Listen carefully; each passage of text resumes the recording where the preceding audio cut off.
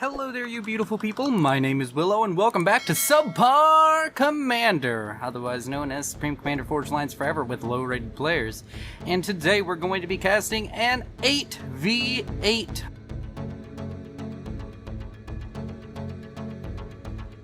on the map Adaptive Pyramid. I've already slowed the game way down. In fact, I'm slowing it down to -10, so we can get into introducing our players, starting with Team 1 in the top right and Team 2 in the bottom left, of course. But before we get into introducing our players, please consider liking and subscribing. We passed 800 subscribers, which is a huge milestone, but we're still working towards that 1,000, so if you like the content, consider subscribing. Let's get into introducing our players, starting with the air player for Team 1. He is a orange Cybran by the name of... Wait, what's your name? Shorzy! Oh, yep, yeah, guys, everybody, go tell Blue Wolf not to put this on their map. Now we're gonna move on to the purple Seraphim by the name of Zars. And then he's gone first land. And then we can move on to the next player for Team 1, who is apparently AFK, a Cyan Seraphim by the name of Upaz, as he slowly pans over to build his land factory. Then we have a yellow Aeon best faction by the name of Composite going first land. After that, we have ourselves a green UEF by the name of LaFuckYou, and his preference for first structure is going to be a not a mass extractor, a land factory. Jeez, I can't speak. Moving on to the orange UEF by the name of Mark V. Tilvy Lives Dave. We have Dave here building a land factory. Then we have another yellow Aeon on the same team. Some weird form of yellow, brown, I don't really know. Going first land by the name of Adrian. Adrian, I don't know.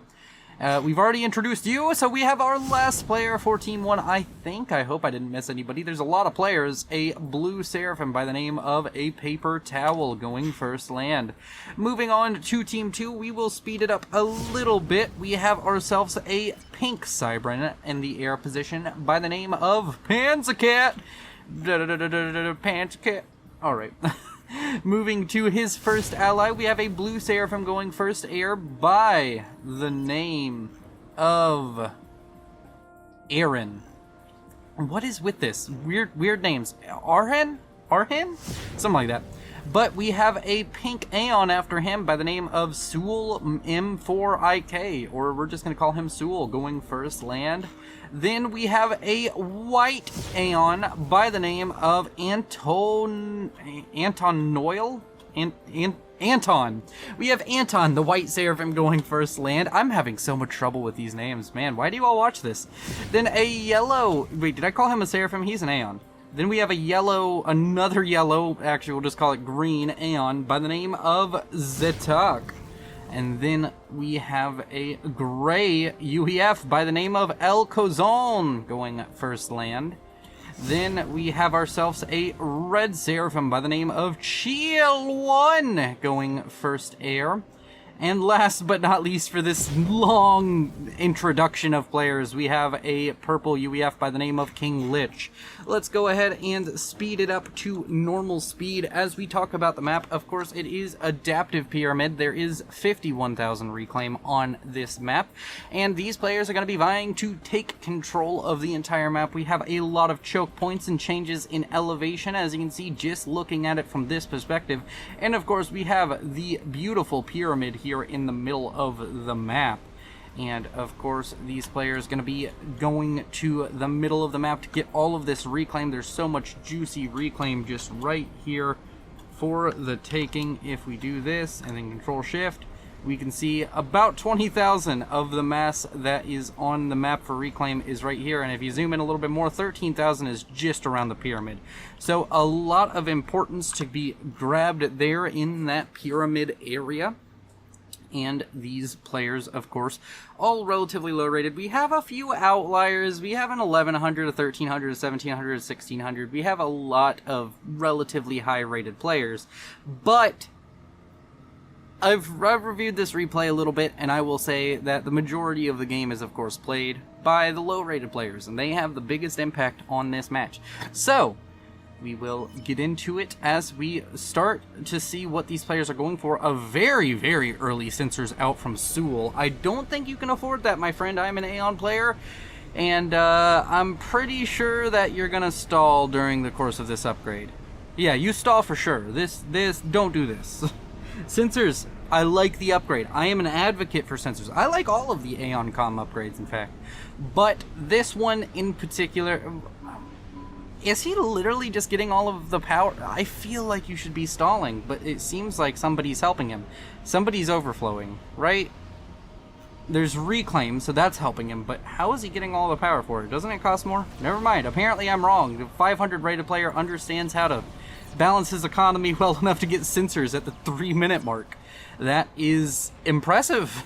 All right, you don't see that very often. That's why I like passing these low-rated games. Was it worth it? Probably not, as he still only has one factory and he's not even producing units out of it. He's gonna be kind of just like a little bit behind on producing anything. Of course, with it being an 8-player map, this map is normally played by 5 players in my experience on each team. So 8 players on your team, a lot less mass extractors to go around for each player. So we'll have to keep an eye on how these players manage their economies. Multiple players most likely going to be stuck with just 4 mass extractors, and that is... it can get you up over 100 mass a second, but it's not going to be a powerhouse economy on its own. A lot of expansion is going to be required from certain players, and other players are going to have to just be really mass efficient, to be honest. But I have a feeling we're going to see a lot of players dying very quickly. That's kind of how these 8v8s go. Players end up dying in a blink of a second. I'm going to be surprised if I catch every single death. So, we have some kind of comm engagement somewhere. I don't know where a comm is shooting, but there is a comm shooting somewhere. Oh, it was this comm. He was trying to shoot a scout and apparently having a disagreement with the cliff. It looks like, yeah, definitely having a disagreement with that cliff. Over here in the middle, we have sensors finishing now for another Aeon from Team 2, and Team 2, wow, they have a lot of vision. Those 2 Aeon sensor comms, man, they just kind of see everything, don't they? Very interesting. We have a few comms now in the middle. A lot of reclaiming going on, manual reclaim with the comms. Of course, very important. We have players on both sides coming to the middle to grab this reclaim.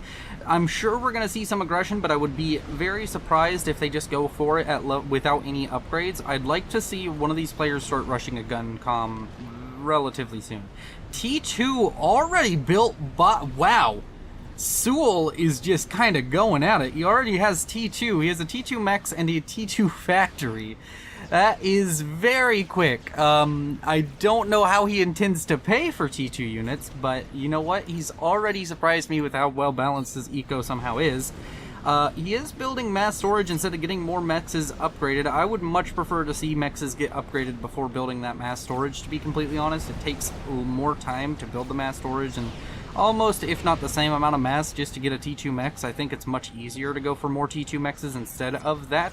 On the other side of the map, we have some early economy coming out from pretty much all the players who are stuck on 4 mexes are just prioritizing getting T2 mexes very early, and that is very important. I think that's going to help them out in the long run. The players who are expanding relatively well. Of course, we have Luffa Q and Paper Towel on the 2 flanks. They're doing very well for their teams, but Paper Towel and our friend Mr. King Lich are spawned much closer to the mass extractors that are the first expansion, so they're going to have a lot easier time expanding that way. But the other players will, of course, help them out. I'm sure we have 2 players, 2, possibly 3 players fighting for each of the flanks, and then we definitely have 3 players on each side for the middle. We have a bit of an engagement about to pop off between these players here in the middle. We see that they are currently fighting it out with each other. It's looking like Mark's trying to get aggressive, but his ally is kind of just moving away from him, which is not ideal. He's going to fall back now, but these players going to continue reclaiming. A lot of reclaim going on. Let's go ahead and check exactly how much reclaim has gone on. Both teams now up to over 15,000 mass. Team 2 doing a lot better on reclaim though, with 24,000 mass versus 18,000 for their opponents. Over here in the northern side, we have a bit of a comm engagement. We have range now on the comm of Zetok, who is currently Svetok, and who is currently trying to engage with the Thoms. He's trying to just get some harassment down, but we have speed and range finished up for a paper towel. He's going to be able to start threatening that flank a little bit heavier now. We have speed on the way for Arden, and we have Mark now up here trying to get some more reclaim, but he's about to start getting fired on by multiple Aeon comms and the comm of El Khazan. And wait, did we introduce El Khazan? I swear we did. If we didn't, El Khazan! He's a gray UEF! Oh my word. I don't know if I've introduced everybody. Some of these names are looking new. It's very scary. But Sewell, El Khazan, and Anton have now managed to get into the middle, and they are starting to pour damage into the comm of Mark. Mark gets away. Adrian, that's what we're going with. Moved up to try and protect his ally. There's a lot of combat going on here in the middle. These players just trying to put pressure on each other. The gun comms out from both Sewell and, well, Sewell doesn't have a gun comm. There's just a gun comm for Anton. I don't see any gun comms on the opposing side, except for we have speed for Adrian and, yeah, no other gun comms. So there's definitely a little bit of an advantage for Team 2 as they push into this position. And we even have Panzercat, the air player, getting involved up here at the front. Adrian in a lot of trouble. He's run out of units to kind of block the comms. Now the comms are just pouring damage into that Aeon, beautiful Aeon comm. But you know what? It looks like Adrian may get away, but now Mark is in trouble. 4 comms firing into Mark, but about to be lowered down to 2 as the comms of both El Khazan and Anton manage to stop kind of pushing forward. Sewell continuing to push forward now alone against Mark and Adrian. This game, of course, is, I did not mean to hit that. This game, of course, is not full chair. It's share at cap none. So whenever one of these players dies, all of their stuff goes away. There's a very unforgiving situation, but it's very normal for most maps. LaFuck is currently fighting with his comm. He's very low on HP, but not quite low enough to be super scary.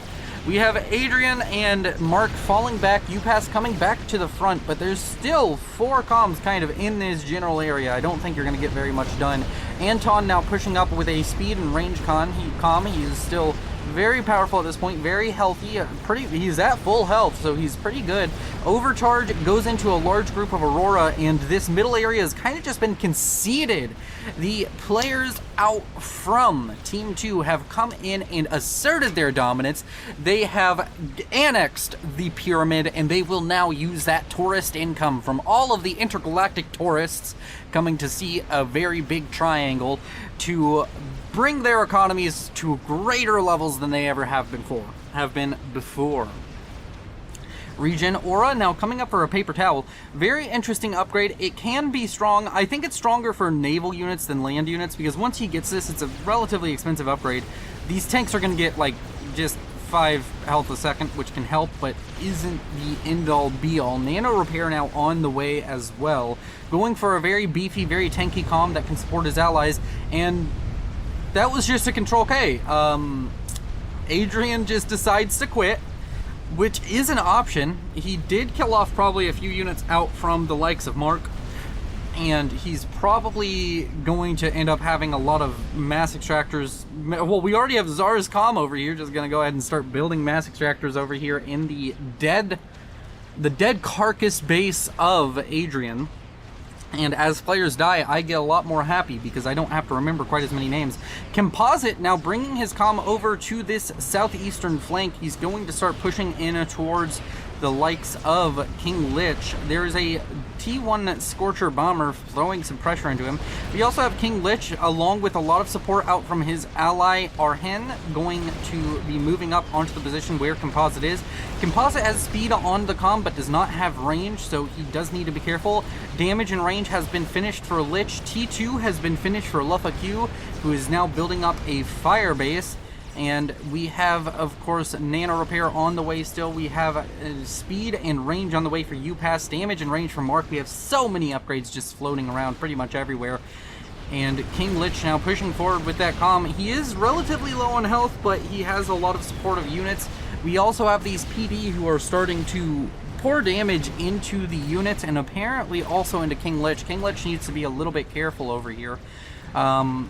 And in the middle, we have Shield on the way for Anton. Anton going for a very tanky Aeon comm. We have a tactical missile launcher over here in the middle out from El Kazan, who is currently about to start launching, I would assume.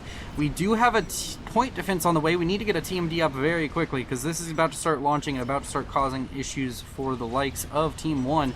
Team 1 going to have to deal with that impending doom of mass extractor destruction that can just come out and absolutely ruin your day.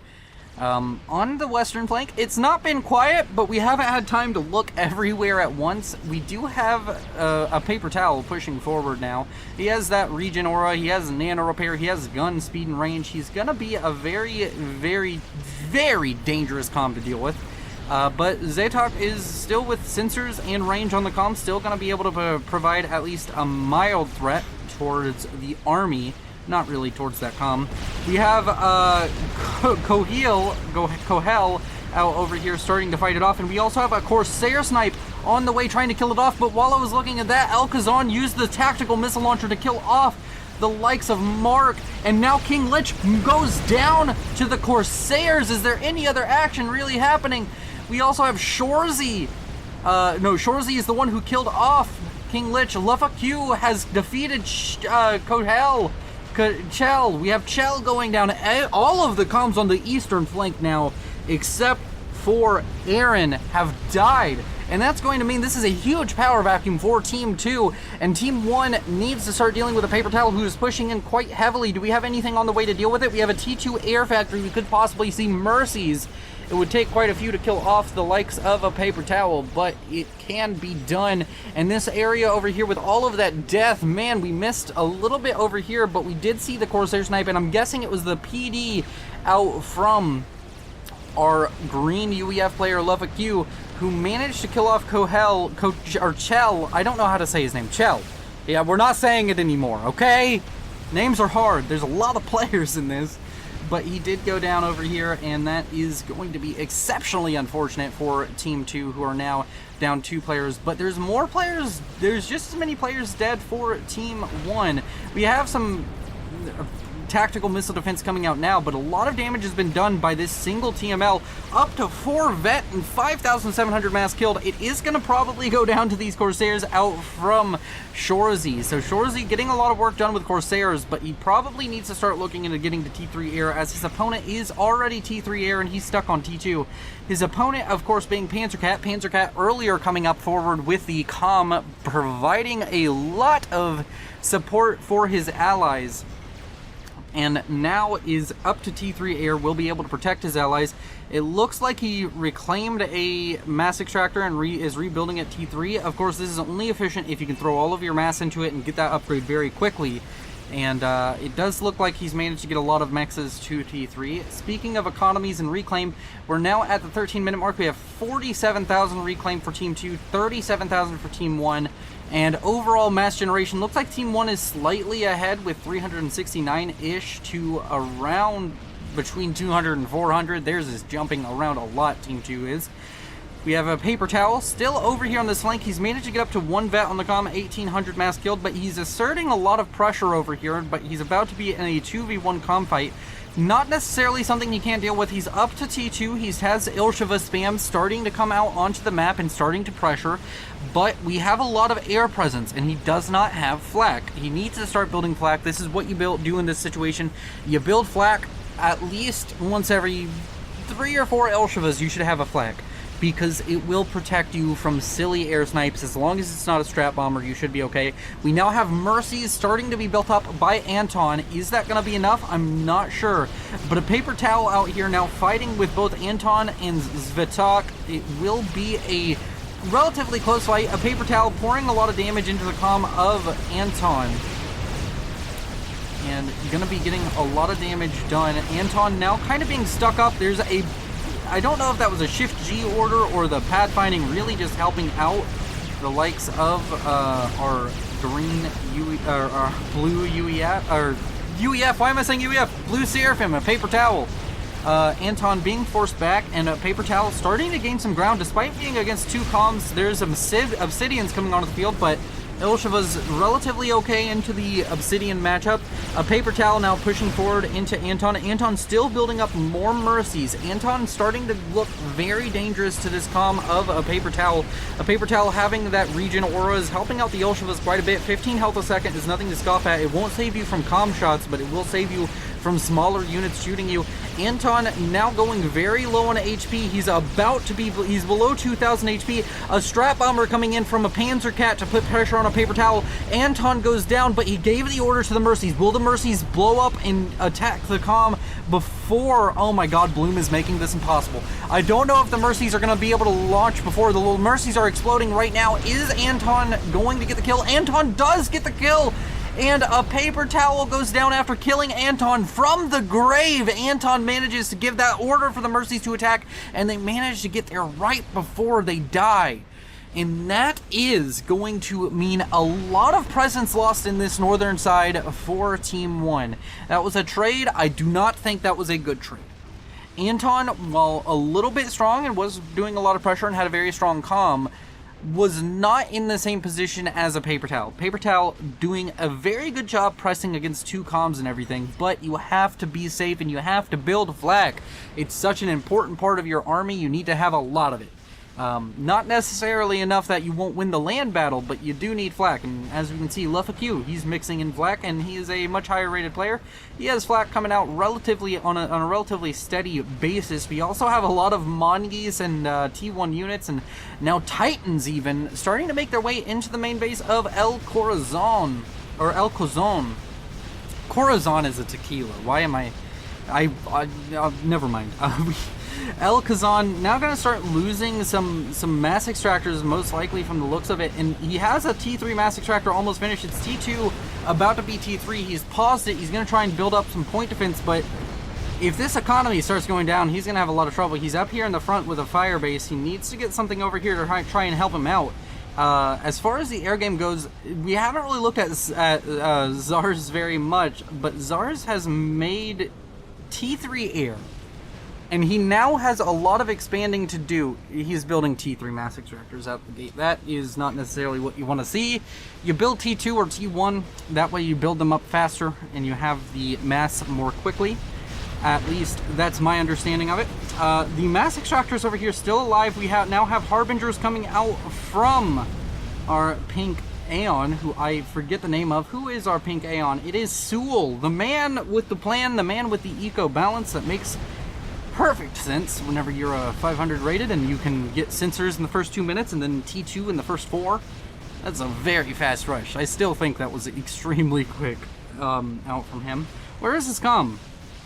I don't know where his comm has managed to run off to. It's hidden to me, and I don't have any fog of war. So that's interesting. Like, seriously, where is it? It's over here next to our hen. Interesting. But the Titan roam, the Mongoose roam, these units just getting out here, starting to do damage to various things. Not getting any meaningful damage done, but definitely tying up the units of Team 2. And Team 2 kind of having trouble fielding higher tech units. There's going to be a lot of Titans now flowing out of Lufaq's base. It's about to be at the point where we're going to start seeing T3 coming out from some of these other players on Team 1. So Team 2 needs to start getting their ground game in order. They're going to start having trouble dealing with run-bys. If this keeps happening, this is very dangerous. We now have Titans up here on the northern flank, and this is pretty much all T1. There's a couple Obsidians, but that's not going to do very much whenever you have a bunch of Titans rolling in. Titans kill Obsidians. I'm pretty sure even 1v1 Titans kill Obsidians. So, as they should, they are T3, they do cost more. We have a Monkey Lord just starting for Panzer Cat. He's going to start building that up relatively soon. We have a Strap Bomber out somewhere over here bombing the expanding engineers out from both UPass and Zars. And there's a bunch of Titans now just roaming the countryside, killing off anything they can come into contact with. It's gonna be a thing that needs to be dealt with here soon. They need to start getting up something to deal with the Titans. For Team 1, they just need to keep pressing their advantage. They were very far behind due to the middle play out from all of the players from Team 2. But Team 1 just needs to start kind of pressing their advantage, eco up, start getting out very dangerous things, because they seemingly have a tech advantage, and honestly, I think they have a map control advantage when you just do this. Maybe not. But they definitely have an easier time over here on the northern side. With LuffAQ building up all of these T3 units, which, oh, that's not good. LuffAQ has his transport shut down. But if they can manage to expand to this northern side, that will be critical for Team 1. Team 1 now dropping off more engineers. These engineers are going to get killed by the wreck, aren't they? Oh, a couple of them do, not all of them. And now engineers are being... At this point, it might be worth it not to try and airlift your engineers, because they just keep getting shot down by the ASF out from Panzercat. We have another transport, and probably more engineers going to start making their way over. The Monkey Lord aforementioned has now finished up, so that Monkey Lord can now start to cause problems for Team 1. Team 2, still in a rough spot. There is a bunch of Titans now making their way across the map. They're moving towards the base of Svetok, who is still here. He's still just kind of sitting around. Like, I mean, he's kind of had a rough game between a paper towel constantly throwing pressure at him, and now LuffAQ showing up with T3 units when he's still kind of stuck on T2 and he can't even really produce the T2 efficiently. It's a difficult situation. He, for some reason, has T3 mass extractors along with T1, which is an investment you can make, not necessarily a good one. We have Harbingers still being produced by Sewell. Sewell still has Harbingers coming out onto the field. He has a lot of them kind of concentrated over here.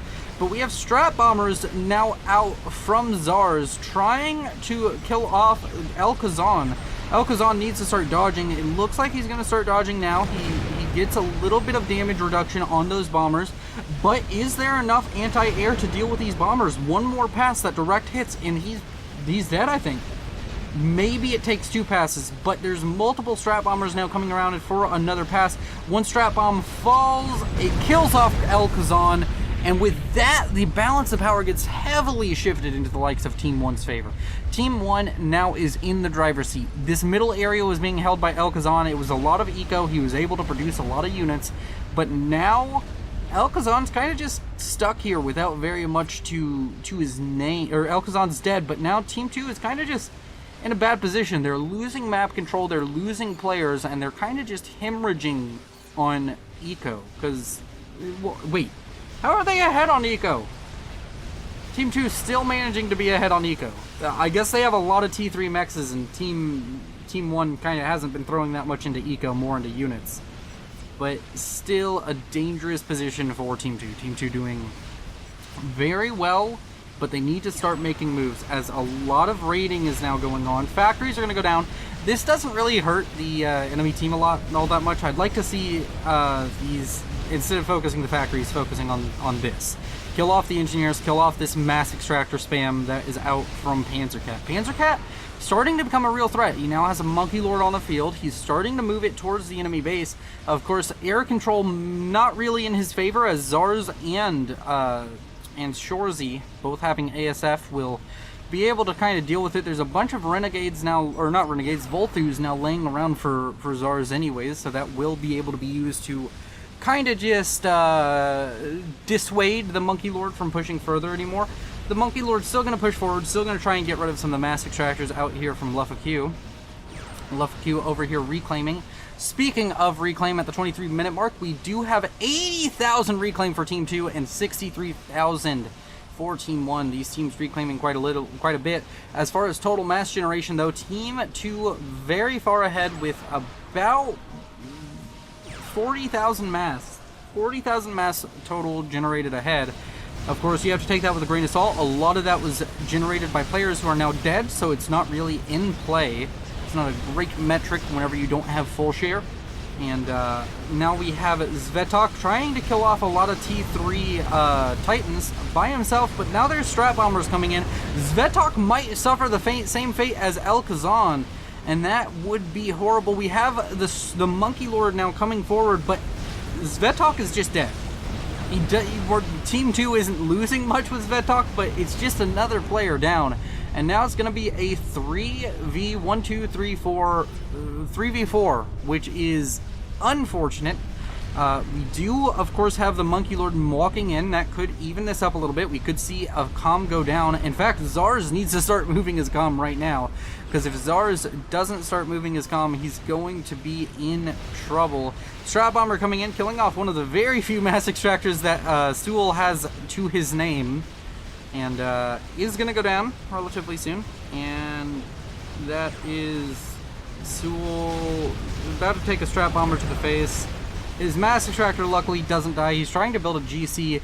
The Monkey Lord now in the base of Zars, starting to kill things off. Doesn't turn to kill Zar. I don't know if Panzercat is paying too much attention, but that was definitely in vision range for at least a second. But the Monkey Lord instead deciding to focus on going for the power grid and the air production for Zars, and he's already managed to kill off a lot of the mass extractors. Zara's not having very many to begin with, but now losing more. Still has a T2 mass extractor despite having T3 elsewhere in his main base, which is a bit strange. The T3 area HQ going down for Zara's. A lot of gunships now on this Monkey Lord. This Monkey Lord's days are numbered. It's going to go down to all of these T2 gunships unless there's a large air incursion, but now with only 1v1 in the air, and we don't have a ton of ASF out for Shorzy at the moment, and Shorzy definitely behind economically. Shorzy at about 100 mass a second, whereas Panzercat doubling that at 137 mass a second. Panzercat, as long as he can continue to build up an air grid, which his air grid somehow got killed off very recently. I wasn't able to watch that. I was watching the Monkey Lord. Monkey Lord does go down, but after killing off tons of stuff for Zars and putting him back pretty much to T1, Zara's down to 28 mass a second. He doesn't have any tech. He doesn't really have any way to spend his mass. I don't know what his plan is, but he is getting an upgrade. Looks like he's getting T2 or T3. Not sure. But that is his current strategy. We'll have to see if that works out for him. We have a Strat Bomber coming in once again.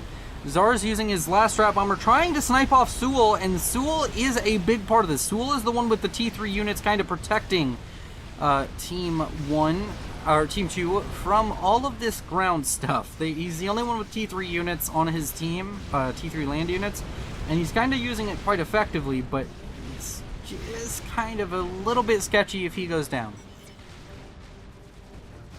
We of course have Monkey Lords, which can kind of fill that gap, can kind of kill off T3 units, but the opponents are going to start getting up their own kind of setup. They're going to start building up their own experimentals, and we now have T3 finished up for composite as well, and he's starting to spam out T3 armies with a lot of assistance on that T3 HQ. And there's a bit of an engagement happening over here between Harbingers and Titans. Pretty sure Harbingers win the Harbinger v Titan fight. They kill off the Mongoose that was up in front first, and now they're just starting to focus down Titans one by one, and they've only lost one Harbinger so far, and a ton of Titans have gone down. One Harbinger for all of these Titans is a huge win. Yep, that's going to be a lot of reclaim right here on the front door for Team 2. Team 2 now getting assaulted by all of these Renegades, but these Renegades are going to go down in record fashion, as in record time, as there's a ton of Corsairs now coming in for Panzercat, who will be able to kill off all of these Renegades, and more Renegades are being produced. It doesn't seem like Shorzy is very concerned with building ASF. He's building Strat Bombers. He's not really concerned with getting air dominance, and air dominance is now completely achieved by Panzercat. Panzercat is in a super strong position. He's building experimentals. He has himself T3 air. He's producing a lot of ASF. He has air control. He can start abusing that very soon. Once he gets up to, I would say, once you have like a 50 CS lead, or 50 CS, I'm sorry, I've been playing way too much League. A 50 ASF lead, which he just needs to get 50 ASF. You can kind of do whatever the hell you want in air. You can just spam Strat Bombers and kill off your opponent. Like, that is a legitimate option. Looks like Luffa Q is AFK? Luffaku gave his entire base over to Shorzy. I'm not sure the reasoning behind this, but that's a problem. That's a real and present problem because none of these factories are producing. Not one of them. Like, I know it was just transferred very quick, very recently, but all of this was producing. There was a lot of units coming out from Luffaku, and now there's not. A Monkey Lord in the middle now trying to stop the units newly gifted over to Shorzy. And Shorzy now being bombarded by air units, a bunch of T1 air units now just coming in and killing off pretty much everything that walks forward. A bunch of T1 bombers being used to great effect. We have a GC completed and a Monkey Lord completed. We have a chicken on the way for UPass. And yeah, Luffaku didn't even put his comm underneath a shield. He's just gone. That might have a huge impact on this game. He's the last player over 1,000 rating. Panzercat is 1,000 rating. He's the last player over 1,000 rating left in the game, and he has had a huge impact so far. But with him being gone, as I said, this is Subpar Commander. This is just a bunch of 1,000s and below playing the game. Panzercat having an anti-nuke just now finishing up. Don't know if he needed it. Did he scout a nuke? No, he did not. So that is kind of I mean, not really a waste of mass. Your opponent can always get a nuke launcher, but I think it's better, like, if you have this kind of air control, just scout them. If they don't have a nuke launcher, get your own nuke launcher, as long as they don't have SMD, of course. And get SMD a little bit later. Delay it. Like, you don't need it until they have a nuke. That's kind of how SMD is. And, like, until they have a nuke and a nuke launcher, there's no threat. So investing a lot into an SMD, not necessarily always worth it. Turn on your factories. He's gonna start building Percivals, which is a pretty good option. I'd like to see him get more than just one factory building, though. That would be that'd be ideal. He has a lot of stuff now. Shorzy in a very strong position, but I think he's a bit overwhelmed. I don't think he understands exactly what he should be doing for his team right now. Right now he's in the position, he's the only one with T3 air, so he needs to be prioritizing air. He has the entire base of Luffaku, and even though he won't micro it or have it as well, he can definitely get the production going on the same level, and he has idle factories. I don't think he's having power issues, so he needs to start building power generators, and a lot of them. But once that's dealt with, he'll have quite a bit going on. Arhen having power issues as well. He's building multiple T2 artillery. His opponents are also building T2 artillery. I think they might just be out of range of each other. Yeah, they're just slightly out of range of each other. Very standoff, this situation over here. But Arhen not able to afford the power cost of all of this. I think he's been trying to live off of the overflow, but Panzercat not really overflowing anymore as he's building more power, and he's built up a nuke launcher, and he has SMD. He has a lot of power being spent. We, of course, still have the Monkey Lord and GC now starting to walk up the middle, and not very much aggression. Ever since Luffaku kind of went AFK, there's been very little going on for Team 1. Team 1 not really pressing any advantages. There was a bunch of Strat Bombers. There still are a ton of Strat Bombers coming in, trying to snipe off Arhen. The shield comes back online. Another shield has been queued up. He's going to try and build it in time. There's more Strat Bombers coming in. This shield might save him from this wave of Strat Bombers, but if they get another pass, it saves him from this one. But, oh my gosh, he's going to live. He's gonna live. No! Attack missile battery! Wait, where are all these attack missiles coming from? I don't know, but attack missile battery is coming for Arhen. He needs to move his comm. No, he's gonna die. He's dead. Where are all those attack missiles coming from? A massive attack missile battery out from UPass. UPass comes up clutch and kills off Arhen. He had less than 1,000 HP. He survived the Strat Bomber. He survived the scary snipe, but then he just goes down to the even scarier snipe of a bunch of attack missiles. Now you need to reclaim these. Stop building and reclaim these tactical missile launchers. That's what you do after your attack missile snipes. By the way, everybody, you get some kind of mass rebate for all of that mass you spent on tac missiles, and it's pretty good for you. You have GCs coming in, or you could try and use it to snipe an experimental. Monkey Lord goes down to the chicken, and the chicken could very possibly, since it's at full health, kill off the GC. Because unmicroed, a GC dies to a chicken. And I don't think Sewell, despite being a big brain player, understands how you have to fight a chicken with a GC. And that's being proven right now as... Oh, maybe not. He dodges one of the... Oh, nope. He's just going to stand and fight, isn't he? But he's dodged 2 of the plasma balls just through sheer luck. And now the GC is going to go down. The chicken going to fall down to 50% HP, but now it's just going to clean up a bunch of harbingers, so that's not going to be a huge issue. We still have Monkey Lords being produced. Maybe a Megalith would be a good investment, but we also have a nuke launcher out from Panzercat, and that nuke launcher is about to be ready to launch. And he has air control. I'd like to see him start transitioning his air control into a more offensive tool. He should know at this point that he has air control, right? It's 24 ASF, and Panzercat has so many more, 57. He doesn't have a 50 ASF lead, but he has double the ASF of his opponent. If there was a fight, he'd probably have a 50 ASF lead. Definitely should start transitioning this into a more aggressive setting. And Shorzy has a huge economy.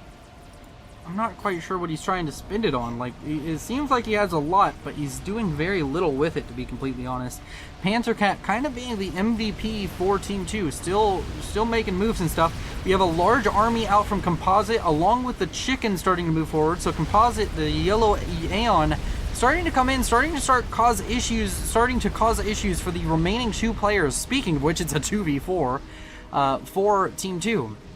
We do have the nuke launcher. It's about to be able to launch. We have a Monkey Lord in the base.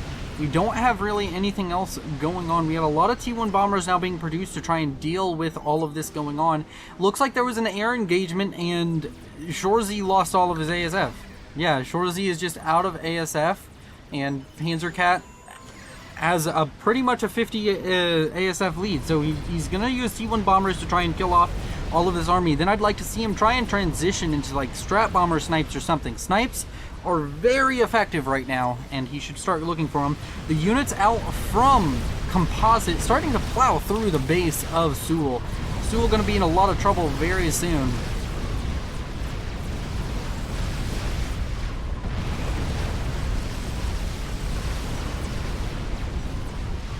Strategic launch detected. And a nuke launched. Monkey Lord on screen. Wow, there's a lot of action in this screen. And the Harbingers now starting to make their way in towards the base of Panzercat. He launched his nuke, I think, probably against Shorzy. Shorzy would be the best option. If he kills off Shorzy, he's going to be able to get rid of a lot of this. But the question is, killing him off, Luffa is gone, so this goes AFK. If this kills Shorzy, this is going to be a very huge snipe. And it looks like he may have predicted it. Is Shorzy still alive? Is Shorzy going to die to this? Shorzy, are you far enough away? No, he is not. Just on the edge of the range that would kill him. Shorzy goes down. All of this stuff goes back to an AFK player. Oh, this changes everything. It's pretty much Czar's, UPass, and Composite now versus Panzercat, because that attack did kind of just take Sewell out of it. Panzercat is in a 1v3 situation because Luffa isn't playing anymore. Nothing that Luffa has will move forward unless he just comes back to his keyboard and decides, hey, I want to win the game. This chicken, now on the front line, it's getting bombed by a ton of T1 bombers, that's a lot of DPS going into this chicken right now. And of course you have the Monkey Lord coming up. The Monkey Lord may die here, but the chicken definitely is dead, so that is a plus for the likes of Panzercat. Team Panzercat doing quite a bit for itself. Versus team, I guess, who's the strongest player on the other team? I guess Team UPass. Luffa is still a very strong player despite being dead.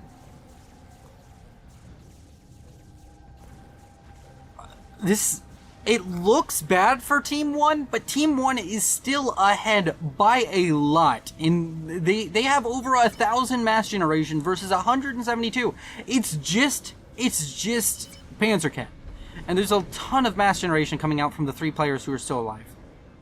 380 mass a second now for SARS. He can't really spend it. UPass also overflowing. Composite also overflowing. They're not spending their mass! Oh, they're all struggling. They don't know what to do with all of this newfound economy.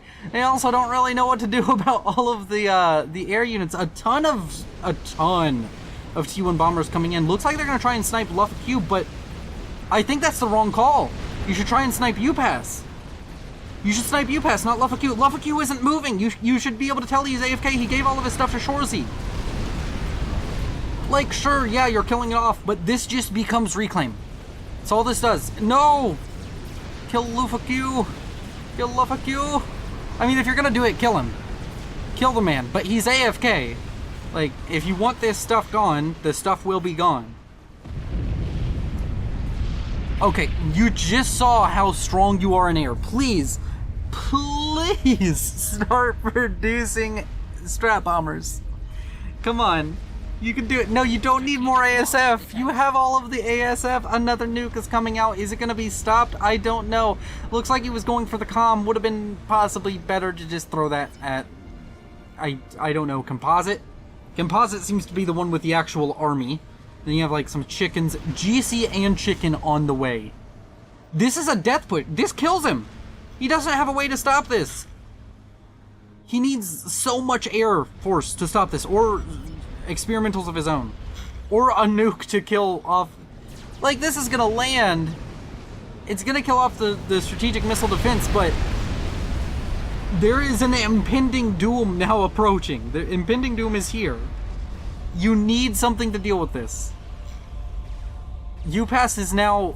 Oh my god. UPass just won it. They just won it, didn't they? Composite and UPass just have to walk into the enemy base. Like, you need to start doing something to stop these experimentals. I don't know if they know they exist. They know a lot is coming, but they don't know that there's a GC and a Yathoda. GC and Chicken, very strong. Of course, I do want to point out the Aeon player, Composite, coming in with the winning army. Very obviously the best player. I mean, we can just edit out the fact that the Seraphim had a huge role in winning this.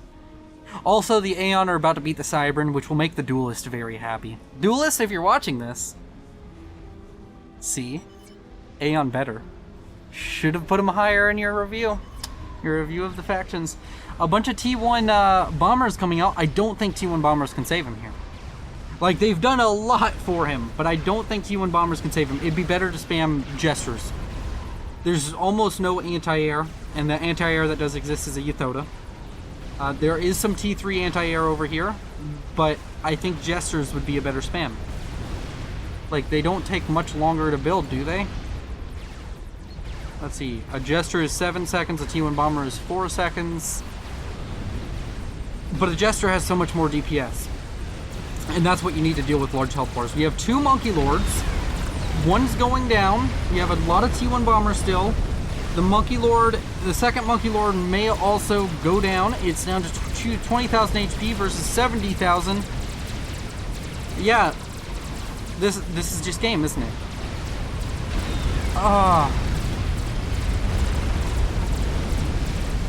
That's just game. GG, well played. Panzercat put on a hell of a performance, but in the end, it came down to the fact that Team 1 just conserved their ACUs better. They didn't lose their ACUs to as much little tiny things. They didn't get sniped off by as many strat bombers. They had higher focus on air early, and that just kind of won it for them. If you like this cast, please consider liking and subscribing. Thank you all for joining me. I will see you in the next one. Oh, thank you to my patrons, Timothy Godwood, Sergeant Syphilis, Icy Nightmare, Nogthar,